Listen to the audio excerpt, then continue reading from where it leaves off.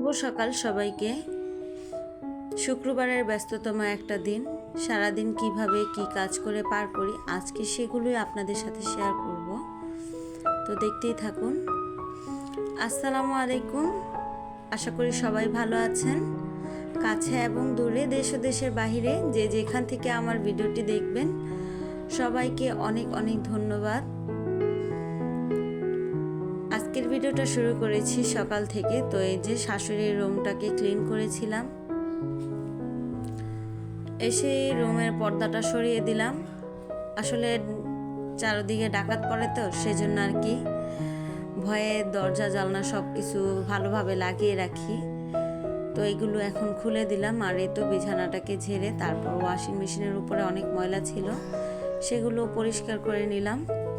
আর এই তো এখন ঘরটাকে ঝাড়ু দিয়ে নেব। তো আমার নতুন বন্ধুদেরকে বলছি, যদি আমার কথা বা কাজ আপনাদের কাছে ভালো লাগে আমার চ্যানেলটিকে সাবস্ক্রাইব করবেন এবং পাশে থাকা বেল আইকনটি অন করে দিবেন, যাতে করে আমি কোনো ভিডিও ছাড়া মাত্রই আপনার কাছে পৌঁছে যায় আর আপনি সাথে সাথে দেখে নিতে পারেন। আর পুরাতন বন্ধু যারা আছেন আমার ভিডিওটি দেখছেন, যদি লাইক না দিয়ে থাকেন তাহলে প্লিজ একটি লাইক দিয়ে দিবেন। তো ঘরটাকে ঝাড়ু দিয়ে এই তো বিছানার যে চাদরটা উঠাইছি সেটাকে এখন ভিজিয়ে রাখবো।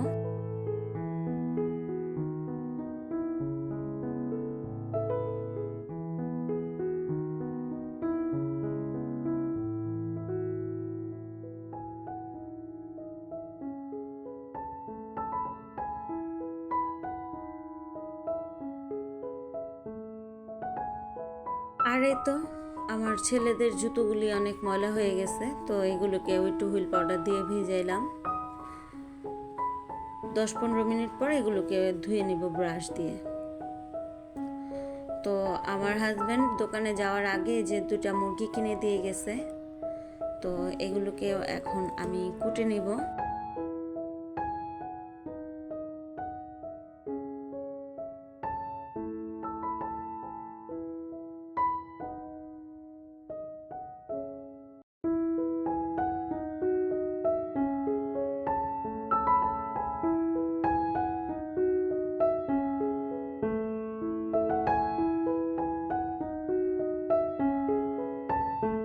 তো আমি কিন্তু আমার আগের ভিডিওতেও দেখাইছি, আমি মাছগুলোকে 3-4টা ধোয়া দিয়েছি, তারপরে শেষের বার আবার পানি দিয়ে আর কি আমি মাছ থেকে রক্তগুলি ভালো করে ধুয়ে তারপরে আমি বাটিতে রাখছি। তো অনেকেই বলছেন মাছে নাকি গন্ধ থাকে মাছ না ধুইলে, তো আমি কিন্তু মাছগুলো ধুয়েই রাখছিলাম।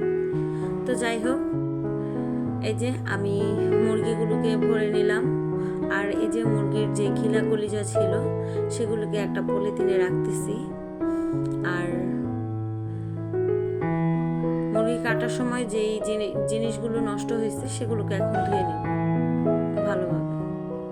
অনেকেই আছে বটিগুলোকে আর কি ভালো করে ধোয় না, তো আমি আর কি যারা আর কি বটি ভালো করে ধোয় না তাদের কথা বলছি। অনেককেই দেখেছি আমি বটি ভালো করে ধোয় না। আসলে আমাদের উচিত যে কোনো কিছু কাটার পরে বটিটা ভালোভাবে ধুয়ে তারপরে রাখা। আবার যখন বটির কাজ করব তখন তার আগে বটিটাকে ভালো করে ধুয়ে নেওয়া। তো আমি সব সময় কিন্তু কাটার আগেও ধুই আবার কাটার পরেও ধুই, আমি সব সময় এটা করে থাকি।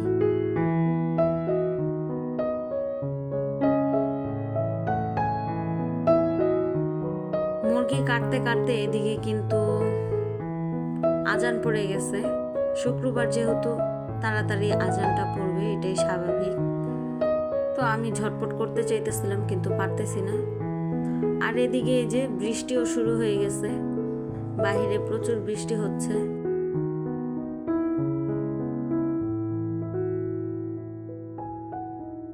সব কিছু ক্লিন করে এই যে শেষমেশ বেসিনটাকেও পরিষ্কার করে নিতেছি। আসলে মুরগির গন্ধ কিন্তু অনেক খারাপ, মাছ মুরগি এগুলোর গন্ধ কিন্তু বেসিনে লেগে থাকে না ধুইলে। তো বেসিনটাকেও পরিষ্কার করে নিলাম।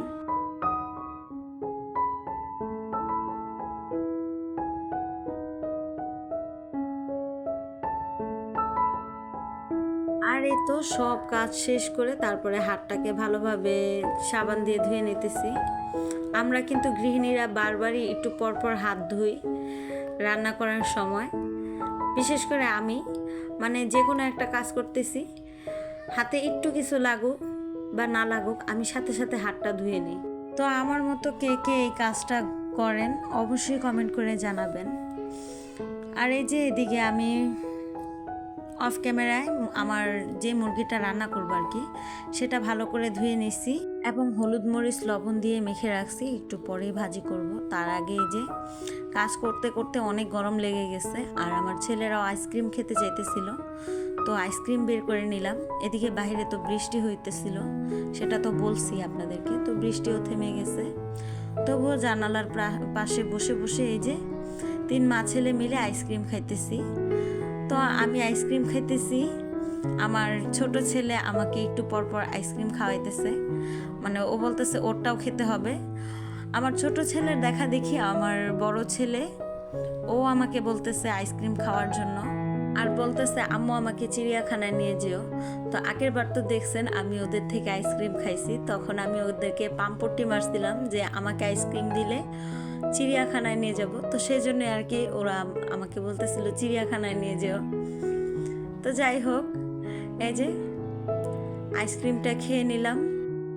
আইসক্রিমটা খেতে বেশ ভালোই লাগলো, সাথে ছেলেদের থেকেও নিয়ে খেলাম আইসক্রিম, অনেক ভালো লাগলো। আর এই যে বাহিরের অবস্থা, পাশের বাড়ির এই যে নিচে পানি জমে গেছে তাদের বাসাটায়, তো সেটাই একটু আপনাদেরকে দেখাইলাম। তো আইসক্রিম খেয়ে অফ ক্যামেরায় এই যে ছেলেদের জুতোগুলো ভালো করে ধুয়ে নিলাম। কতটুকু পরিষ্কার হয়েছে জানি না, আমার হাতে অতটা শক্তি নেই যে পরিষ্কার করব, কারণ শুক্রবার দিন অনেক কাজ থাকে, অনেক কাজ করতে করতে কমে গেছে, তাই যেমনে পারছি ধুয়ে দিছি। আর এই তো অফ ক্যামেরায় মুরগি রান্না করে নিছি, আর এই যে পোলাওটা রান্না করতেছি।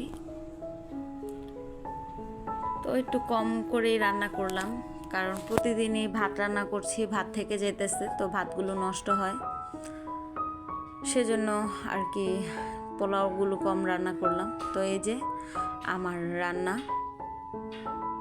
আমি একটা বাটিতে মুরগি বেড়ে নিয়েছি, আর পোলাওটা পাতিলি আছে। পোলাওটা কিন্তু মাশাআল্লাহ অনেক মজার হয়েছিল, মুরগির তরকারিটাও অনেক মজার হয়েছে। দুপুরে খাওয়া দাওয়া করে একটু ঘুমিয়েছিলাম, তারপরে বিকেলে এলবি করলাম, এই আর কি, আর কোনো ভিডিও করিনি। তো আমাদের কথা ছিল রাত্রে 8টা বাজে বাইরে যাওয়ার, ঘুরতে যাওয়ার জন্য আর কি। তো আমার হাজব্যান্ড রাত্রে 10:30 বাজে এই তো বাইরে নিয়ে আসছে। তো আমার মনটা একটু খারাপ ছিল, আমি বলছিলাম বের হব না, কিন্তু আমার ছেলেরা কান্না করতেছিল, সেজন্য আর কি বের হইতে হয়েছে। তো আমাদের মিনি কক্সবাজার নিয়ে আসছে, এখানে নাকি ভালো গরুর মাংস তারপর হাঁসের মাংস বিক্রি হয়, রান্না করে চালের আটার রুটি বা ছিটার রুটি বা চাপটির সাথে খাওয়া হয়। তো অনেক ভিড় থাকে নাকি, তো রাত্রে 10:30 বাজে নিয়ে আসছে এখানে খাওয়াতে।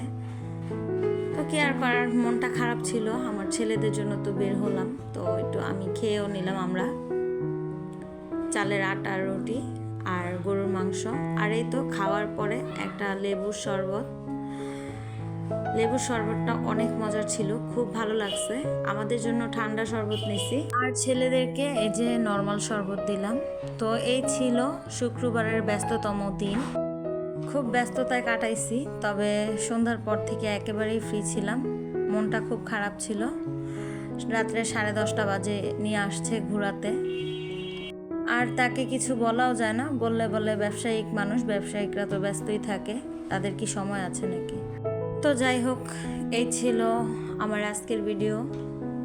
যদি আমার ভিডিওটি আপনাদের কাছে ভালো লাগে তাহলে প্লিজ আমার চ্যানেলটিকে সাবস্ক্রাইব করবেন এবং পাশে থাকা বেল আইকনটিও অন করে দেবেন।